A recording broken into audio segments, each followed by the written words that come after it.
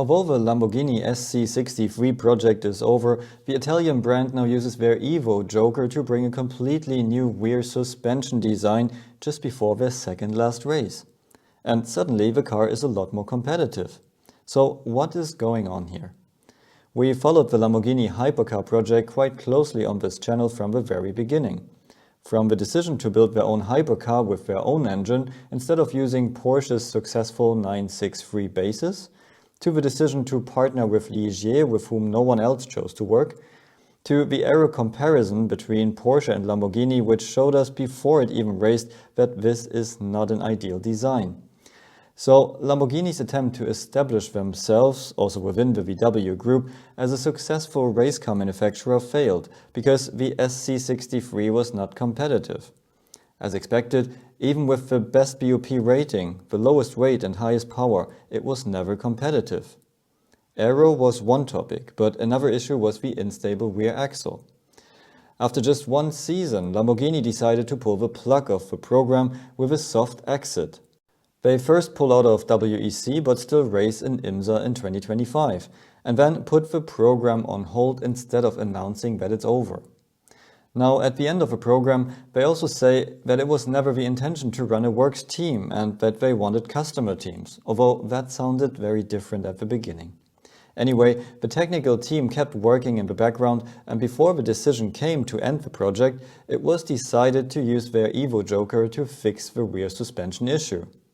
So let's take a look at this problematic rear suspension. They designed a pushrod suspension on top of the standard X-Track gearbox, which every LMDh car uses. You can use the existing pickup points for wishbones and rockers or create your own. They chose to use far forward sitting upper wishbones and designed their own rocker points on the bell housing, which you design for your car individually. Only the gearbox is a standard part. Here they used heavily angled push rods to reach the far forward sitting rockers. They then used a very compact design with a heave spring damper unit and a roll damper. The rotational axis of the rockers are the torsion springs. In front we can see the adjustable anti-roll bar. So, do you see anything suspicious here?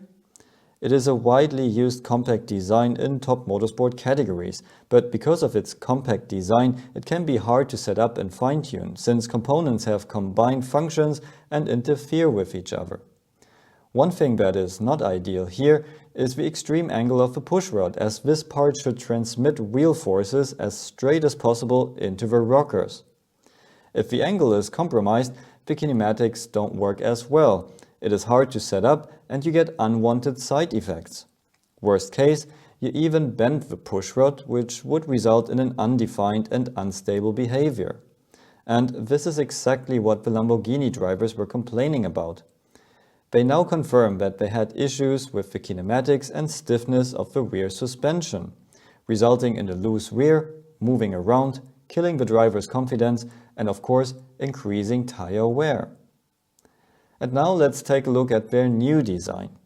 The new design is a conservative but proven old-school design which needs a lot more space but is easier to set up and control. You can see how the pushrod now goes straight between driveshaft and rear upper wishbone leg into the rocker, so no more weird angle.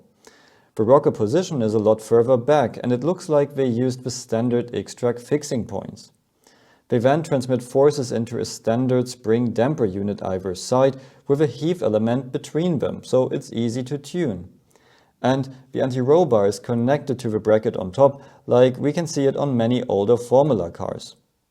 So Lamborghini came to the second last race with this upgrade and was suddenly just half a second off the pace in qualifying, while they were usually around 2 seconds off.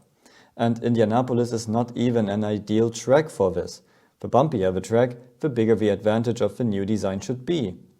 So it looks like using old-school proven designs, which are easier to understand and set up, is better than overcomplicating things. So what does that mean for Lamborghini now?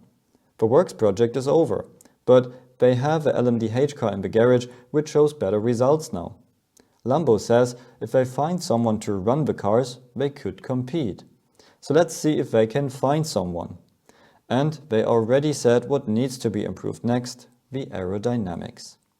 So let me know your thoughts in the comments below and see you at the next video.